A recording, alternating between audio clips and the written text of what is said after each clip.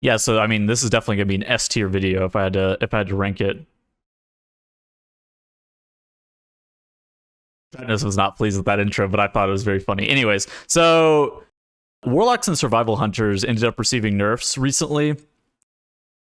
Another nerf, basically, to both of these specializations, which are overperforming in Mythic Plus. And, I mean, Destruction looks pretty solid in Raid, but it wasn't, like, so gross that it needed a massive single target nerf. So Destruction getting Rain of Fire, damage reduction by 20%, Immolation Aura from the Infernal, so like the Infernal's passive AoE, damage also reduced by 20%.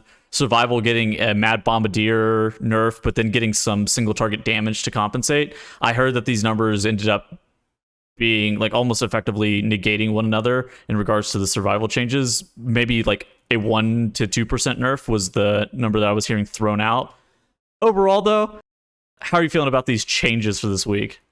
Yeah, the serve ones, I mean, the serve one, it depends on the number of targets, but it definitely is not like neither of these specs are dead as a result of these nerfs. In fact, I think there's a good chance they are still maybe the two best specs for M+, if not two of the best 5 specs for M+. So the reign of, I think there were, particularly the Warlock seeing just nerfs and no compensating buffs, were pretty worried about Destro. But I actually still think Destro is going to be a phenomenal M+ pick for this whole season.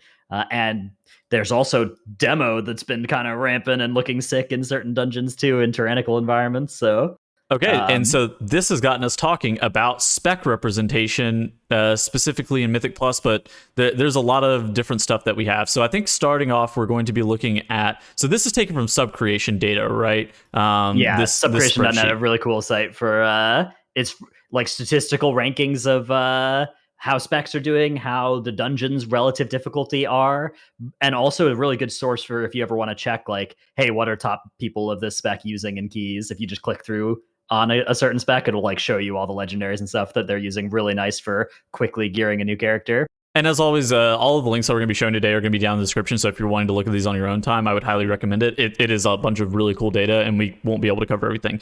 So starting off on this like first page, we have specs all in one. And I don't think that there's anything that's like super surprising with some of the data that we see. Although it is important to note that like if you go to the Subcreation page, you can read about the FAQ about how the data is derived. And so it's taken off of like top 100 runs by the spec for like each affix set. And so like a couple of players at the high end can kind of skew the data some seasons if they're, I mean, for example, I think Ellie Shaman. So like in NA, we very rarely see any elemental shamans, but there historically are like 2 or 3 really good European elemental shamans in any single season. And that makes the spec look like it's doing really well, whenever in reality, it's consistently one of the top like 3 range DPS, and so or top 4, I guess, range DPS, and so it ends up being pretty high because of that.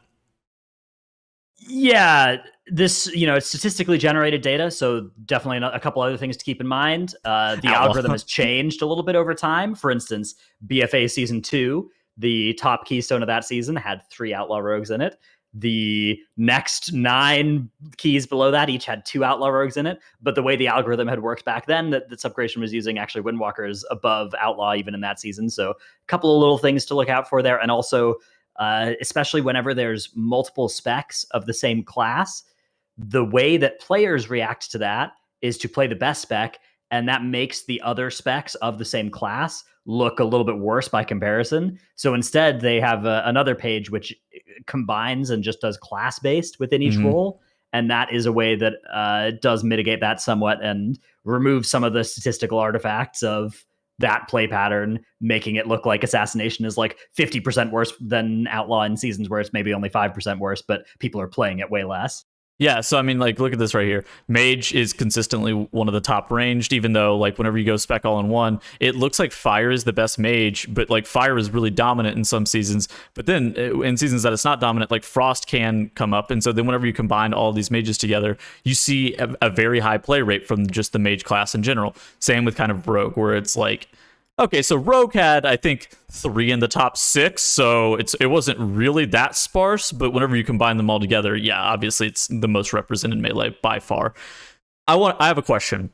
What makes these specs and classes more prominent to seeing like high amounts of representation? Is it just like their utility suite generally? Because like even with healers, it's almost always Holy Paladin or Resto Druid. Those are the two healers that we see like in the like most representation from. Is it just like the utility that these classes are bringing, you think?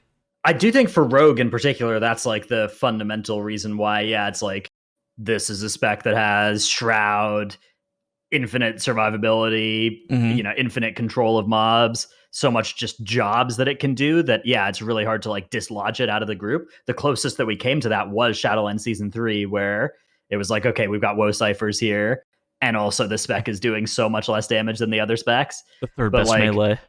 yeah, anything other than that, it's going to be really hard to not have Rogue be such a great choice for a group. Mage, Paladin, Druid, I think that's a little bit less true. I think there, it's a little bit more the case of like the way that tuning has worked out in the past a little bit. Mm-hmm. Has been the past two expansions, because two expansions is still a fairly small sample size over the game's history. Um, I don't know. I think in those cases it is a little bit more like I think the Rogue fundamentals are just so strong that yeah.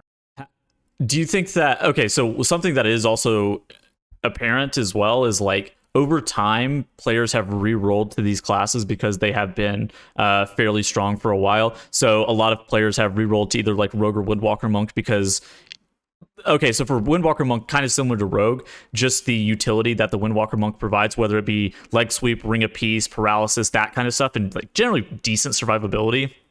Makes the Windwalker Monk normally a fairly good melee option. But whenever Rogue and Windwalker are seen in spades for such a long time, a lot of players will migrate to those to those classes if they want to do Mythic Plus on a season by season basis. And so then, whenever people are looking to group up with other players, they're more likely to have a lot of Rogues and Windwalker players on their list as well.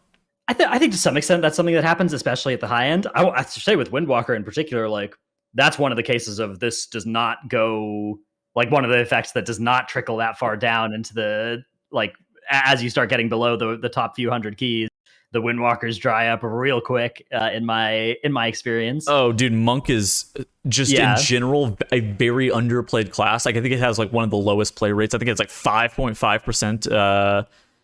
I think it's like 5.5% of people have one at a max level or whatever, and that is an incredibly low statistic compared to some of the higher ones, are like 12% are like hunters and like 12.5 for druids and stuff like that. And so Monk being at like 5.5, it is just so hard to even see a Monk relative to like if you're walking around Orbos, you're just not going to see very many of them. Yeah, I do dispute that like there's a bunch of inertia in certain classes because like look at how many hunters and warlocks appeared out of the woodwork in the once they were like OP in Shadowland Season 3, right? It was like there are none, there are none, there are none. There are 400 of these, now maybe that's because those were particularly easy specs to pick up. I would argue that Serve and Destro are probably two of the easiest three specs to pick up in M plus. So maybe that wouldn't be as true if it was other specs that were that busted. But sure. I think that at the people move around pretty quick. People move off of bad stuff and onto good stuff at the high end at a fairly quick clip. Okay. So we talked about DPS and healing a little bit. Let's talk about tanks. So this is actually super funny. Basically, every tank has had kind of their own season where they're the best, and it just kind of shifts around. This is like super interesting to me because we kind of talk about tanks being a lot of like if the best player can make almost whatever tank spec they want to work, and that feels like it's pretty true. And even then it's like, okay, so there's going to be some balancing between seasons, but in reality, a new tank spec has been the number one for basically every single season. Yeah, this graph, it doesn't really show you which of these seasons were healthy tank seasons and which weren't. Obviously, like the fact that it's changing who's number one every season is probably a good sign for the health. That probably means it's not like something is turbo OP in a way that like went unaddressed for a really long time at least. But definitely there are some of these seasons where like if you looked at BFA season 4, right, the difference between Prot Warrior and some of the other tanks there was pretty oppressive, and that looks just the same as Shadowland season 2 where pretty much everything was good, because this isn't something that's trying to show like how big is the gap between 1 and 2, how big is the gap between 1 and 6, but Yeah, that's to me, that's the metric that's like important for if the game is good or not. And I'd say of the roles that we have on this page, tanks have been the one that they've done the best over time on. How are you feeling about healers? Like it's Yeah, something where it's like Holy Paladin and our Druid were the best for basically every single season except for this most recent one where H Priest was the best. yeah, I think healers also they've been making some good moves here. I think Disc and Mistweaver need some love in M plus in particular. But aside from that, I think there's compelling signs for all the specs, especially going into Dragonflight. So Okay, yeah. I'm going to pose an argument, and it's one that I've heard brought up a couple of times about reasons that Blizzard should not have nerfed Survival and Destruction Warlock, since they were seen with such low representation in Mythic Plus for such a long time. People have made the argument to not nerf them or to hold off on nerfs because they have not been seen in such a long time. Do you feel like that is a fair argument, or do you feel like that is something that is a little bit flawed in the reasoning? I don't think it's a good argument to say, yeah, let's not nerf this spec because it has been bad for 6 expansions and now it's good for 1 season. Yeah. I do think that, like, I think it's fine for a spec to be the best spec. That there's always going to be a best spec, and that's totally fine. But when you were looking at like how good Destro was 3 nerfs ago,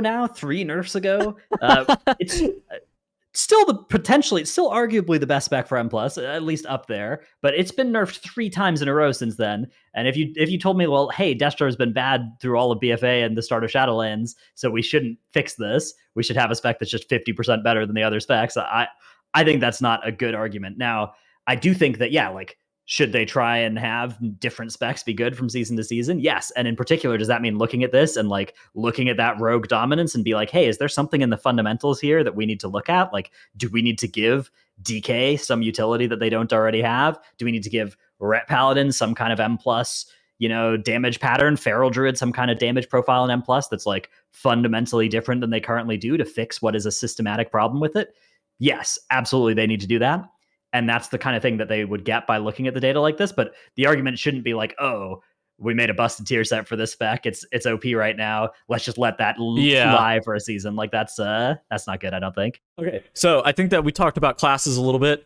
I think now let's talk about dungeons. And Anshlin actually made a great post on Wowhead as well. We're going to, again, all this stuff's going to be linked down in the description if you want to take a look at it, talking about like highest key completed. And there's also a lot of different data looking at dungeon levels on the completion rate, just taking all of this data from Raider.io.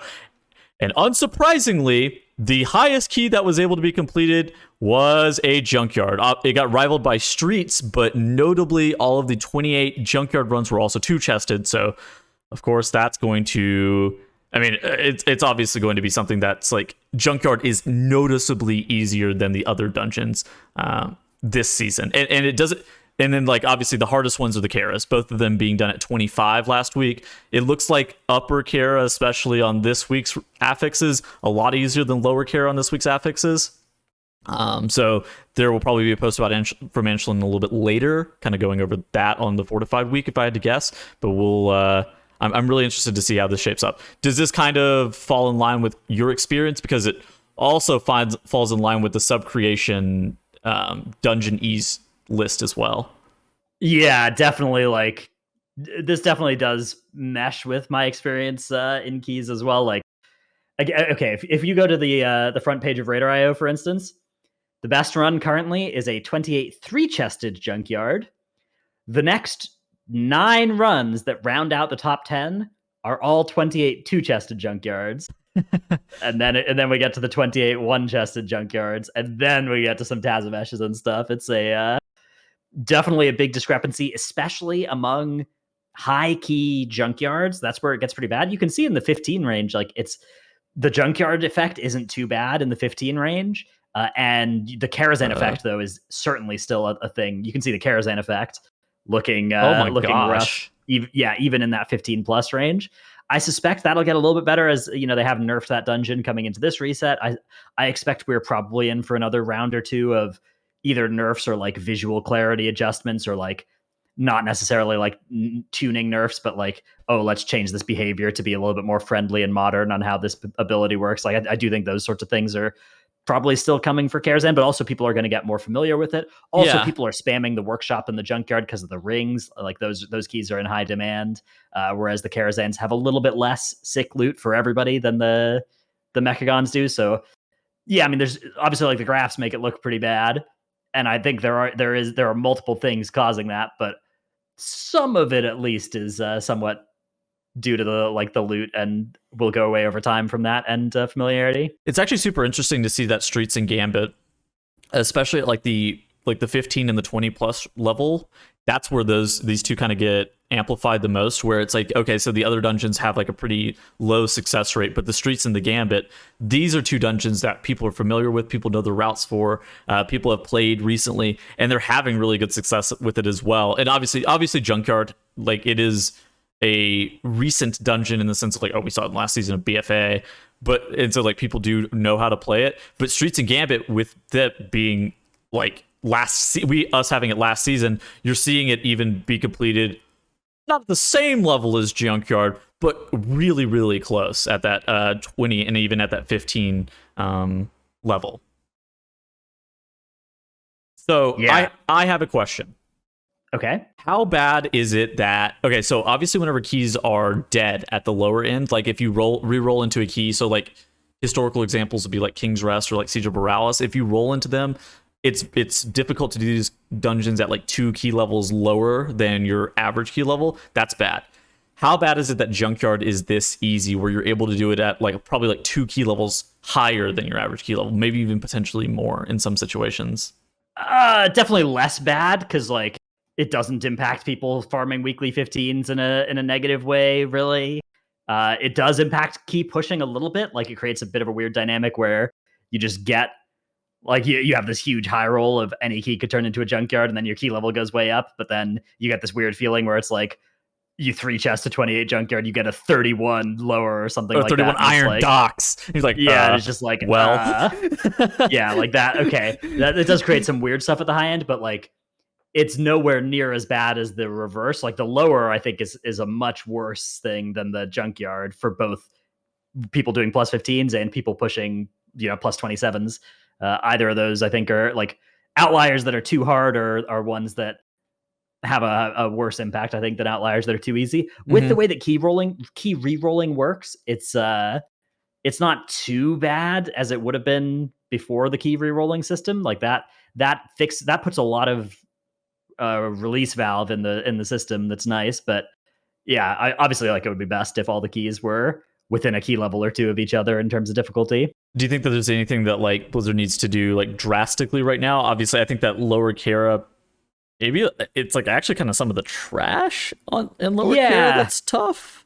Lower Kara, I think lower Kara, Iron Docks, probably both need some more targeted nerfs. Again, maybe it's take your time, do some well targeted ones. Yeah, do it incrementally. I think that would be good. Although obviously like don't just leave it but like if every week there's a small set of incremental nerfs to those dungeons until they're in line, I think that would be good. Junkyard, I think you could take 3 minutes off that timer pretty safely and not actually change any of the mechanics in the dungeon, and that would probably be fine too. Yeah, funnily enough, I think that like lower Karazhan and Iron Docks are the ones that I would, if I was targeting nerfs, those would be the 2 that I would be targeting nerfs at. Upper Kara is one that definitely feels like, to me, it's something that player familiarity is the biggest limiting factor. It is very difficult like to understand like kick rotations and stuff like that once you're going into the dungeon for the first time, but like as players get more comfortable with it, the timer in Upper Kara specifically too is very free. Like it allows you 1 to 2 like full wipes on bosses and you're still able to time it. And again, that's not like the greatest situation, but I think that Upper Kara is one like there are a couple things that could have been taken off of it. Flame Wreath already got nerfed. Specifically, I wish I had the thing, but like Flame Wreath and some of the other stuff already did get nerfed in Upper Kara, and so I think that this one is maybe like a time will tell. Like give it another week. I think for like the difficulty of Shade of Medivh on plus 15s is something that they could maybe target in such a way that they don't nerf it for high keys. Like if it was something where it's like, hey, on all keys below a certain level, Shade of Medivh now casts 30% slower or something like that. Like, I think that would actually be a creative way to take that out without nerfing it at the high end, where it's a fine and fun interrupt challenge. However, if you do want to know a way to make him cast slower, cast Curse of Tongues on Shaded Medivh. It actually works on him. So there's a hot tip. Shaded Tongue, or Curse of Tongues actually it works on most stuff in the Karazhan. So yeah. Yeah. Anything else you want to talk about? I think that's it for me. Yeah, let us know what you thought about this little dive into some statistics, bunch of kind of random topics about representation stuff at M+. Let us know which spec they really need to buff. That's something that always goes well in the comments. So yeah, this Feral Druid spec is so sad. It is so sad. Make sure you invite a Feral to your next key. Yeah, not one that I'm in. But not one that I'm in. All right, we'll see you guys later.